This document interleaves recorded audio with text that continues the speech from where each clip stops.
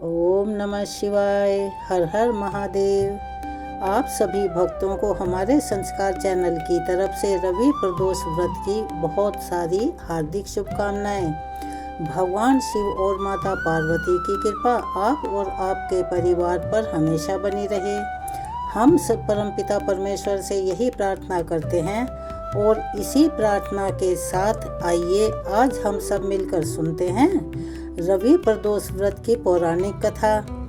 इसे सुनने मात्र से सभी कष्टों से छुटकारा मिलता है और सभी मनोकामनाएं पूर्ण होती हैं। आज की आषाढ़ मास की रवि प्रदोष व्रत कथा हम शुरू करते हैं। जैसा कि हम सभी जानते हैं, प्रदोष व्रत की कथा को प्रदोष काल में ही सुना जाता है और शिवजी से निमित्त जितनी भी पूजा होती हैं वो ज़्यादातर प्रदोष काल में ही होती हैं, जिससे कि उसका अक्षय पुण्य प्राप्त होता है। आज की आषाढ़ मास की रवि प्रदोष कथा हम आपको सुनाने जा रहे हैं। श्री सूत गोस्वामी ने कहा, त्रयोदशी तिथि में संध्या काल यानी प्रदोष काल में ही पूजा अर्चना करनी चाहिए। संध्या काल को प्रदोष काल कहा गया है। प्रदोष के समय महादेव जी कैलाश पर्वत के रजत भवन में नृत्य करते हैं और देवता उनके गुणों का स्तवन करते हैं यानी उनकी स्तुति करते हैं, और इसीलिए धर्म, अर्थ, काम और मोक्ष की जो भी इच्छा रखते हैं ऐसे मनुष्यों को प्रदोष में नियम पूर्वक भगवान शिव की पूजा अर्चना, होम, कथा और गुणगान अवश्य ही करना चाहिए। इससे जुड़ी हुई एक अति प्राचीन और पौराणिक कथा हमें अपने वेद शास्त्रों में मिलती है, जो कि इस प्रकार है। एक बार मेरे साथ प्यार से बोलिए, हर हर महादेव। एक समय की बात है, विदर्भ देश में सत्यरथ नाम के एक प्रसिद्ध राजा थे। वो सदा धर्मों में तत्पर, धीर, सुशील, सत्य प्रतिज्ञ यानी सत्य का पालन करने वाले थे। वे धर्म पूर्वक पृथ्वी का पालन पोषण करते थे और ऐसे बहुत सारा सुखमय समय उनके जीवन का बीत चुका था। उसके बाद अचानक एक दिन शाल्व देश के राजाओं ने इस विदर्भ नगर पर आक्रमण कर दिया और यह देखकर विदर्भ राज विशाल सेना के साथ युद्ध मैदान में उतर पड़े। दुर्भाग्यवश शाल्वों की बहुत बड़ी सेना मारी गई, लेकिन अंत में विदर्भ राज भी उनके हाथों से मारे गए। उनका भयंकर पराजय हो गई थी, यानी वो हार गए थे। मंत्रियों सहित उस महारथी वीर राजा के मारे जाने पर जो भी सैनिक बचे हुए थे वो वहां से भाग गए, और उस समय विदर्भ राज सत्यरथ की पतिव्रता पत्नी बहुत ही दुख में डूब गई। उसी पल वह राजभवन से निकलकर पश्चिम दिशा की ओर चली गई। उस समय वह गर्भवती थी। प्रातः काल होने पर धीरे धीरे रास्ते से जाती हुई उस साध्वी रानी ने बहुत दूर तक का रास्ता तय कर लिया था। उसके बाद वह एक स्वच्छ तालाब पर जा पहुंची। तालाब के किनारे एक बड़ा वृक्ष था। उस वृक्ष के नीचे वह हार थक कर बैठ गई। उस समय वह रानी गर्भवती थी और उस पतिव्रता रानी ने उत्तम गुणों से युक्त शुभ मुहूर्त में एक पुत्र रत्न को जन्म दिया। तत्पश्चात वह रानी जल पीने की इच्छा से उस जलाशय में उतरी और उसी पल वहां एक मगरमच्छ ने आकर उसे अपना ग्रास बना लिया यानी खा लिया, और इस प्रकार वो बालक जन्म लेते ही माता और पिता दोनों से विहीन हो गया, अर्थात अनाथ हो गया। भूख और प्यास से पीड़ित होकर वो सरोवर के किनारे जोर जोर से रोने लगा। जब वह इस प्रकार से रो रहा था तो उसी समय भाग्यवश एक श्रेष्ठ ब्राह्मणी वहां पर आ पहुंची। उसकी गोद में भी 1 वर्ष का एक नन्हा बालक था। वह निर्धन और विधवा थी। घर घर भिक्षा मांगकर अपना जीवन यापन करती थी और उसका नाम उमा था। जब उस गरीब ब्राह्मणी ने उस राजकुमार को देखा तो उसके मन की ममता हिलोरे मारने लगी। उसने मन ही मन ऐसा सोचा कि ओहो, यह तो बड़े आश्चर्य की बात है। इतना छोटा सा बालक जिसकी नाल तक अभी नहीं कटी है, वह यहाँ पर पड़ा हुआ है और रो रहा है। ना जाने इसकी माता इसे छोड़कर कहाँ चली गई है और इसके पिता कौन है। यह दीन अनाथ बालक बिना बिस्तर के भूमि पर पड़ा हुआ है। ना जाने यह चांडाल का पुत्र है या शूद्र का। वैश्य का बालक है या ब्राह्मण का, या हो सकता है किसी अक्षत्रिय का हो। कैसे जानूं कि यह किसका बालक है? मैं इस शिशु को उठाकर अपने सगे पुत्र की तरह इसका पालन पोषण तो कर ही सकती हूँ, लेकिन यह किस कुल का है यह मुझे नहीं पता, और इसीलिए इसे छूने का साहस भी नहीं हो रहा है। जब वह इस प्रकार सोच रही थी, उसी समय एक महान तपस्वी वहां आ पहुंचे। वह ऐसे लग रहे थे कि मानो साक्षात भगवान शिव ही हों। उस श्रेष्ठ भिक्षु सन्यासी ने उस स्त्री से कहा कि हे ब्राह्मणी, ज्यादा मत सोचो, चिंता मत करो, हृदय की संशय वृत्ति को दूर कर दो और इस बालक की रक्षा करो, इससे तुम्हें शीघ्र ही परम कल्याण की प्राप्ति होगी। इतना कहकर वो दयालु भिक्षु सन्यासी वहां से चले गए और उस ब्राह्मणी ने उनकी बातों पर विश्वास करके उस बालक को अपने साथ उठा लिया, अपने घर की ओर चलने लगी। उस राजकुमार का ब्राह्मणी ने अपने सगे बेटे की तरह से परवरिश की, पालन पोषण किया। एक चक्रा नामक नगर में उसका घर था। वह भिक्षा के अन्न से ही अपने पुत्र और राजकुमार दोनों का पेट भरने लगी। ब्राह्मणों ने ब्राह्मणी के साथ साथ राजा के पुत्र के भी संस्कार कर दिए और अब वह दोनों ही बालक सब जगह सम्मानित होकर दिन प्रतिदिन बढ़ने लगे। समय आने पर उनका उपनयन संस्कार हुआ और वह दोनों बालक एक साथ रहकर सभी नियमों का पालन करने लगे। एक दिन की बात है, वह ब्राह्मणी उन दोनों बालकों के साथ भिक्षा मांगती हुई देव योग से देव मंदिर में जा पहुंची। उन दोनों बालकों को देखकर वहां पर उपस्थित परम बुद्धिमान ऋषि शांडिल्य ने कहा, देव का बल बहुत बड़ा विचित्र है। कर्मों का उल्लंघन करना किसी भी जीव के लिए अति दुर्लभ है। देखो ना, यह बालक दूसरी माता की शरण लेकर भिक्षा से जीवन निर्वाह कर रहा है। इस ब्राह्मणी को श्रेष्ठ माता के रूप में पाकर ब्राह्मण बालक के साथ ब्राह्मण भाव को प्राप्त हो गया है। जब उस ब्राह्मणी ने ऋषि शांडिल्य से ऐसे वचन सुने तो उसे अति आश्चर्य हुआ। उसने भरी सभा में मुनि को प्रणाम करके पूछा कि हे ब्राह्मण देव, हे मुनिवर, एक सन्यासी के कहने से ही मैं इस बालक को अपने घर पर लाई थी। हालांकि अभी तक मुझे इसके कुल का पता नहीं है, फिर भी मैं अपने पुत्र की तरह इसका पालन पोषण करती हूँ। आप तो ज्ञान के नेत्रों से देखते हैं, यानी त्रिकालदर्शी हैं। इसीलिए मेरा अनुरोध है कि कृपया आप मुझे यह बताइए कि यह बालक किस कुल में उत्पन्न हुआ है और इसके माता पिता कौन हैं।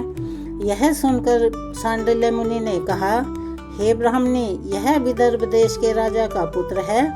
और इस प्रकार कहकर मुनि ने उस बालक के पिता के युद्ध में मारे जाने का और उसकी माता के मगरमच्छ के द्वारा ग्रस्त होने का संपूर्ण समाचार बता दिया। यह सुनकर ब्राह्मणी को और भी आश्चर्य हुआ। फिर उसने मुनिवर से प्रश्न किया कि हे महामुनि, वे राजा संपूर्ण भोगों को छोड़कर युद्ध में क्यों मर गए और इस बालक को दरिद्रता कैसे प्राप्त हुई? यह बालक अपनी दरिद्रता को पूर्णतः नष्ट करके पुनः अपना राज्य कैसे प्राप्त कर सकता है? मेरा यह पुत्र भी भिक्षा के अन्न से अपना जीवन निर्वाह करता है, इसीलिए इसकी दरिद्रता के निवारण का भी कोई उपाय बता दीजिए। यह सुनकर ऋषि शांडिल्य ने कहा, इस राजकुमार के पिता विदर्भ राज पूर्व जन्म में पांड्य देश के राजा थे। एक दिन प्रदोष काल में राजा भगवान शंकर का पूजन कर रहे थे और भक्ति भाव से भगवान शिव की आराधना में लीन थे। उसी समय नगर में कोलाहल मच गया, यानी शोरगुल मच गया। उधर उत्कट शब्दों को सुनकर राजा ने बीच में ही भगवान शिव की पूजा अधूरी छोड़ दी और नगर में शोक फैलने की आशंका से राजभवन से बाहर आ गए। उसी समय राजा का महाबली मंत्री शत्रु को पकड़कर उनके पास ले आया। वह शत्रु पांड्य राज का ही सामंत था। उसे देखकर राजा ने क्रोधपूर्वक उसका मस्तक कटवा दिया। शिव पूजा छोड़कर नियम को समाप्त किए बिना राजा ने रात्रि में भोजन भी कर लिया और इसी प्रकार राजकुमार भी प्रदोष काल में शिव जी की पूजा किए बिना ही भोजन करके सो गया। वही राजा दूसरे जन्म में विदर्भ हुआ। शिव जी की पूजा में विघ्न होने के कारण शत्रुओं ने उसको सुख भोग के बीच में ही मार डाला।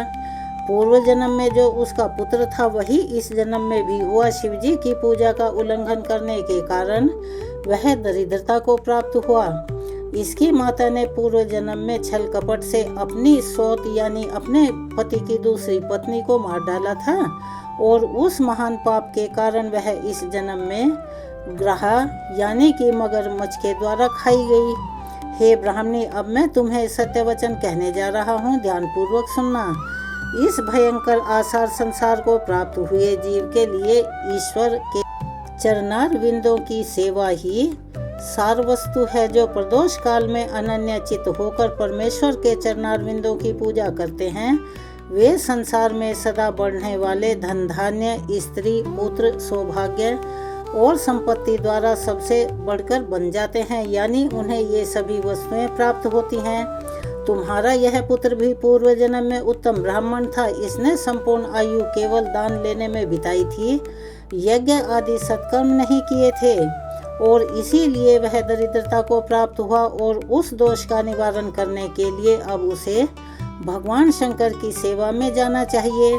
यह सुनकर ब्राह्मणी ने कहा, हे मुनिवर, कृपया आप शिव पूजन की संपूर्ण विधि और उसका क्रम बतला दीजिए। जो भी उसके विधि विधान है वो मुझे बतलाइए।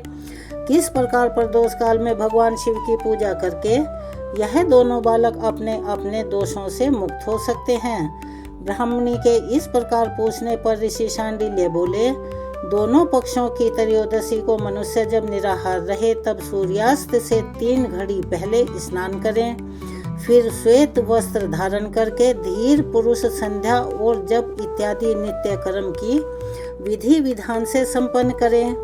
मौन होकर शास्त्रीय विधि का पालन करते हुए, यानी जो हमारे शास्त्रों में बताई गई है, भगवान शिव की पूजा शुरू करें। पूरे मनोभाव से भगवान शिव को प्रार्थना करते हुए इस प्रकार कहें, हे देव, आपकी जय हो। हे सनातन शंकर, संपूर्ण देवताओं के अधीश्वर, सभी को वर देने वाले, हे प्रभु, आपकी जय हो। आपके प्रसाद से मेरे सदैव आनंद रहे, समस्त पापों के भय का नाश हो, मेरी रक्षा कीजिए। मैं महान दरिद्रता के समुद्र में डूबा हुआ हूँ, बड़े बड़े पापों ने मुझे घेरा हुआ है, कृपया मुझ पर प्रसन्न होइए। जो धनी है अथवा राजा हैं, उसे भगवान शिव की प्रार्थना करते हुए इस प्रकार कहना चाहिए कि हे भगवान शिव, आपकी कृपा से मेरी समृद्धि बनी रहे, मेरे राज्य में लुटेरे ना रहें, सभी लोग निरापद होकर चिंता मुक्त होकर रहें, पृथ्वी पर अकाल महामारी इत्यादि के संताप शांत हो जाएं, संपूर्ण दिशाओं में सुख का साम्राज्य बना रहे। इस प्रकार प्रदोष व्रत के दिन गिरिजापति भगवान शंकर की पूजा आराधना करें। अगर यह दोनों बालक इस प्रकार भगवान शिव का पूजन करेंगे और प्रत्येक प्रदोष व्रत के समय करते रहेंगे तो वर्ष भर के अंदर ही इन्हें उत्तम सिद्धि प्राप्त हो जाएगी। शांडिल्य मुनि का यह वचन सुनकर उस ब्राह्मणी ने दोनों बालकों के साथ मुनि के चरणों में प्रणाम किया और ऋषि शांडिल्य के शरण में गई और इस प्रकार शरण में आई हुई ब्राह्मणी को सुंदर वचनों द्वारा आश्वासन देकर मुनि शांडिल्य ने उसके दोनों बालकों को भगवान शिव के आराधन की मंत्र विद्या का उपदेश दिया और फिर दोनों बालक तथा ब्राह्मणी मुनि की आज्ञा लेकर वहां से चले गए। दोनों बालक प्रत्येक प्रदोष व्रत के दिन मुनि के उपदेश के अनुसार भगवान शिव की आराधना करने लगे और इस प्रकार पूजा आराधना करते हुए वे दोनों ब्राह्मण कुमार और राजकुमार दोनों के 4 महीने सुखपूर्वक व्यतीत हो गए। एक दिन ऋजक कुमार राजकुमार को लिए बिना ही नदी के तट पर स्नान करने के लिए गया। वहां पर एक झरना था और उस झरने का पानी जहां भूमि से टकराता था, वहां बार बार टकराने से भूमि कट जाने से उसमें एक बड़ा गड्ढा बन गया था और उस गड्ढे में एक बड़ा भारी खजाने का कलश चमक रहा था। उस पर ब्राह्मण कुमार की नजर पड़ी। उसे देखकर वह अत्यंत हर्षित और कौतूहल से भरकर आश्चर्यचकित हो उठा। उसे देवता के प्रसाद से प्राप्त हुआ समझकर वह सिर पर लेकर अपने घर लौट आया और घर के अंदर उस घड़े को रखकर माँ से कहने लगा, माँ, यह भगवान शंकर का प्रसाद देखो, उन्होंने दया करके घड़े के रूप में वह खजाना दिया है। तब उस पतिव्रता ब्राह्मणी ने राजकुमार को भी बुलाया और कहा कि हे पुत्रों, इस खजाने के घड़े को तुम दोनों आपस में बराबर बराबर बांट लो। माता की ऐसी बात सुनकर ब्राह्मण के पुत्र को बहुत प्रसन्नता हुई, लेकिन राजपुत्र ने कहा, माता, यह तुम्हारे पुत्र के पुण्य से प्राप्त हुआ है, इसीलिए मैं इस खजाने को बांटकर नहीं लेना चाहता। अपने पुण्य से प्राप्त हुए खजाने को वह स्वयं ही उपयोग करें। भगवान शिव मेरे ऊपर भी अवश्य कृपा करेंगे। इस प्रकार प्रसन्नता पूर्वक भगवान शंकर की पूजा करते हुए उन दोनों कुमारों का उसी घर में 1 वर्ष और बीत गया। एक दिन राजकुमार उस ब्राह्मण कुमार के साथ बसंत ऋतु में वन में घूमने के लिए चला गया। थोड़ी दूर जाने पर उन्होंने सैकड़ों गंधर्व कन्याओं को परस्पर क्रीड़ा करते हुए देखा। उन्हें देखकर ब्राह्मण कुमार ने दूर से ही राजकुमार से कहा कि भाई, यहाँ से आगे जाना उचित नहीं है, क्योंकि उधर स्त्रियां घूम रही हैं। यह रमणीय छल करने वाली होती हैं और वाणी द्वारा अनुनय विनय करने में कुशल होती हैं। इसीलिए अपने धर्म में तत्पर ब्रह्मचारी कभी भी स्त्रियों के पास जाकर उसके साथ बातचीत ना करें। ऐसा कहकर ब्राह्मण कुमार तो वहां से चला गया। दूर जाकर खड़ा हो गया, लेकिन राजकुमार अकेला ही निडर होकर स्त्रियों के उस क्रीड़ा स्थली की ओर चल पड़ा। उन गंधर्व कन्याओं में से एक ने राजकुमार को आते देखा और मन ही मन कुछ सोचा और फिर सखियों से कहा कि हे सखियों, यहाँ से थोड़ी दूर पर एक उत्तम वन है। वहाँ विचित्र चंपा, अशोक और बकुल के वृक्ष खिले हुए हैं। वहाँ जाकर तुम सब लोग फूल तोड़ो, तब तक मैं यहीं बैठी हूँ। तुम पुष्पों को इकट्ठा करके फिर यहाँ पर वापस आ जाना। इस प्रकार आदेश देने पर सखियां वन के भीतर चली गई और वह गंधर्व कन्या राजकुमार पर दृष्टि लगाए हुए वहीं पर खड़ी रही। गंधर्व कन्या ने अपने पास आए हुए राजकुमार को बैठने के लिए कोमल पल्लवों का आसन दिया और फिर बड़े ही विनम्र स्वर में पूछा कि हे कमल नयन, आप कौन हैं, किस देश से यहाँ आए हैं और किसके पुत्र हैं। इस प्रकार पूछने पर राजकुमार ने अपना परिचय देते हुए कहा, मैं विदर्भ का पुत्र हूँ। मेरे पिता और माता बाल्यकाल में ही मृत प्राय हो गए हैं, यानी वो मर गए हैं और मुझे छोड़ गए हैं। शत्रुओं ने मेरे राज्य पर अधिकार जमा लिया और मैं दूसरे के राज्य में गुजारा कर रहा हूँ। यह सब सुनकर राजकुमार ने उस गंधर्व कन्या से पूछा कि हे सुंदरी, अपने बारे में बताइए, आप कौन हैं, यहाँ आपका क्या काम है और आप किसकी पुत्री हैं। तो उस गंधर्व कन्या ने कहा कि हे महाराज कुमार, एक द्रविक नामक गंधर्व है जो समस्त गंधर्व कुल के अगुआ माने जाते हैं। मैं उन्हीं की पुत्री हूँ और मेरा नाम अंशुमति है। मैं आपकी अभिलाषा जान चुकी हूँ। आपका मन मेरे प्रति आसक्त हो गया है और उसी प्रकार देव ने मेरे मन में भी आपके लिए प्रेम जागृत कर दिया है। अब हम दोनों का स्नेह भंग नहीं होना चाहिए। इस प्रकार कहकर गंधर्व कुमारी ने अपने गले से मोतियों का हार निकालकर राजकुमार को भेंट स्वरूप दिया। उसे प्राप्त करके राजकुमार ने कहा कि हे रूपसी, मैं एक बात कहता हूँ, मैं राजा का पुत्र अवश्य हूँ, लेकिन अभी मैं राज्यहीन और निर्धन हूँ। तुम मेरे साथ कैसे प्यार कर सकती हो। यह सुनकर गंधर्व कन्या ने कहा, आपका कहना अति उचित है। मैं पिता की आज्ञा के विरुद्ध कोई भी कार्य नहीं करूँगी। आप इस समय घर को पधारें और परसों प्रातःकाल पुनः यहीं पर दर्शन देने की कृपा कीजिएगा। आपसे मेरा कुछ काम है। इतना कहकर वह गंधर्व कन्या अपनी सखियों के साथ जैसे आई थी वैसे ही लौट गई। राजकुमार भी हर्षपूर्वक ब्राह्मण कुमार के पास लौट गया। उसने ब्राह्मण पुत्र से सारी बातें बताई और उसके साथ घर चला गया। उसके बाद पूर्व निश्चित समय आने पर राजकुमार ब्राह्मण पुत्र के साथ वन में उसी स्थान पर गया। उस स्थान पर पहुंचकर राजकुमार ने देखा गंधर्व राज और उनकी कन्या दोनों वहां पर उपस्थित हैं। गंधर्व राज ने वहां पर आए हुए दोनों कुमारों का अभिवादन किया।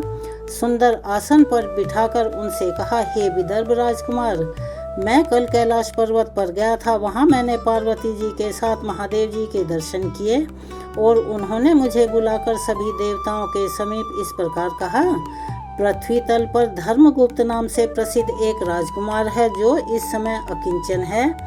उसका राज्य छिन गया है। शत्रुओं ने उसके देश को अपने अधिकार में ले लिया है। अब वह बालक अपने गुरु की आज्ञा से मेरी आराधना में संलग्न रहता है और उसी के प्रभाव से आज उसके समस्त पितर मेरे स्वरूप को प्राप्त हो गए हैं।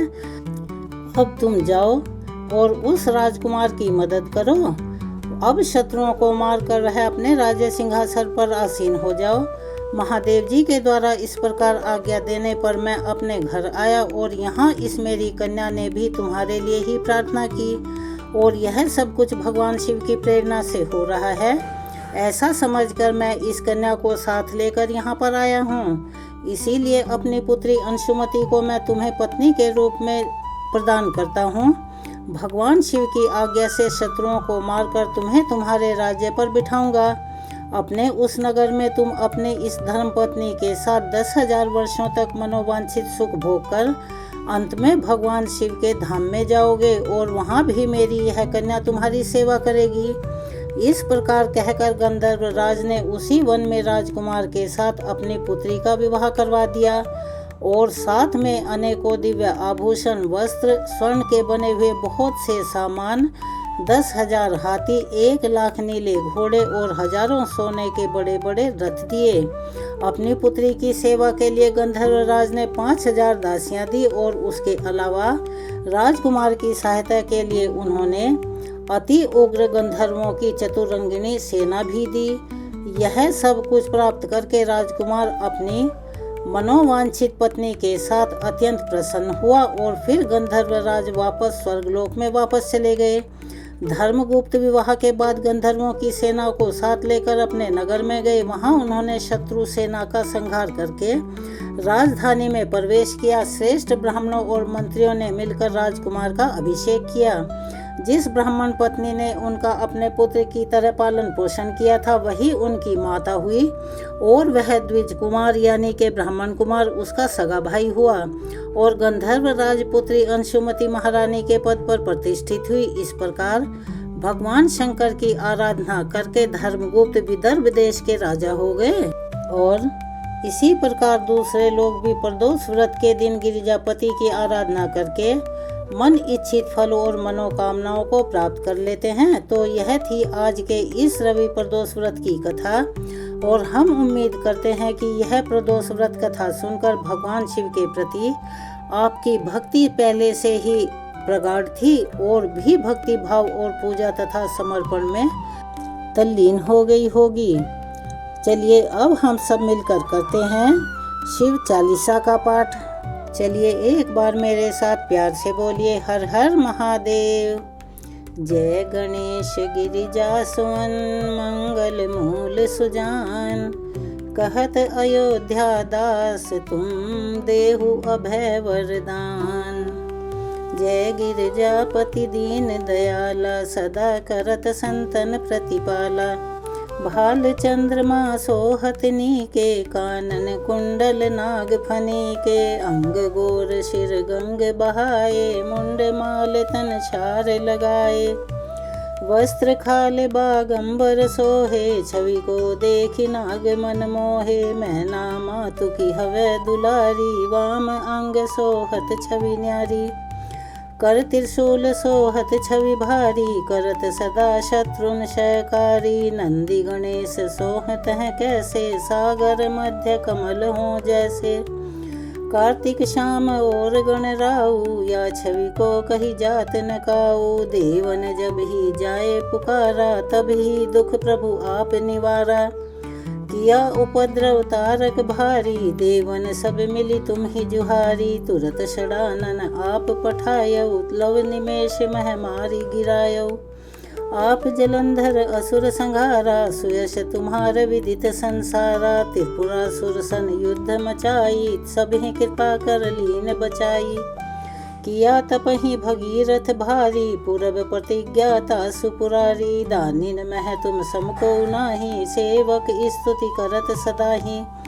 वेद नाम महिमा तब गाई, अकथ अनादि भेद नहीं पाई। प्रकटि उठति मंतल में ज्वाला, जरत सुरासुर भये विहाला।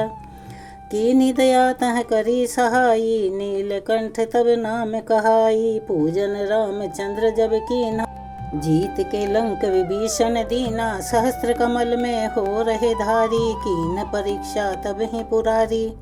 एक कमल प्रभु राखे जोई, कमल नयन पूजन सह चह सोई। कठिन भक्ति देखी प्रभु शंकर, भये प्रसन्न दिए इच्छित वर। जय जय जय अनंत अविनाशी, करत कृपा सबके घटवासी। दुष्ट सकल नित मोहि सतावे, भ्रमत रहो मोहि चैन न आवे। त्राहि त्राहि मैं नाथ पुकारो, यही अवसर मोहि आन उबारो। लह त्रिशूल शत्रुन को मारो, संकट से मोहि आन उबारो। मात पिता भ्राता सब होई, संकट में पूछत नहीं कोई। स्वामी एक है आस तुम्हारी, आए हरौ मम संकट भारी। धन निर्धन को देत सदाही, जो कोई जाचे ओ फल पाही। स्तुति के ही विधि करो तिहारी, समहु नाथ अब चूक हमारी।